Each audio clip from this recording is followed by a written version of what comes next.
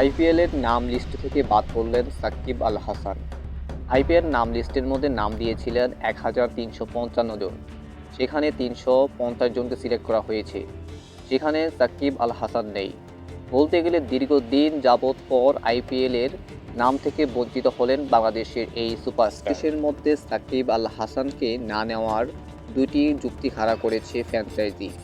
সেখানে তারা সাকিব আল হাসান জাতীয় টিম থেকে দীর্ঘদিন যাবৎ ধরে টিমের বাইরে, এবং দ্বিতীয় কারণটি আখ্যায়িত করেছেন যে সাকিব আল হাসান দীর্ঘদিন ধরে ক্রিকেট খেলছেন, যার ফলে বয়সটা অত্যন্ত বেশি হয়ে গিয়েছে, যেটি আমরা দেখেছি মঈন আলী কিংবা ডুপ্লেসির ব্যাপারে।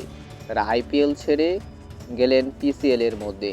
ঠিক ততরূপভাবে সাকিব আল হাসানের বয়স এখন চলছে 38 বছর, যার পরিপ্রেক্ষিতে এখন তরুণ এবং জাতীয় টিমের মধ্যে খেলা প্লেয়ারদেরকে একাদশে বিরাতে চাচ্ছে ফ্র্যাঞ্চাইজিগুলো। অবশ্যই বাংলাদেশি ফ্যান হিসাবে সাকিব আল হাসানকে কতটুকু মিস করবেন অবশ্যই কমেন্ট বক্সে জানিয়ে যাবেন। দীর্ঘদিন যাবৎ পর নাম লিস্ট থেকে বাদ পড়লেন সাকিব আল হাসান। এটা হয়তো ক্রিকেট বাংলাদেশের জন্য অন্তত দুঃখের বিষয়।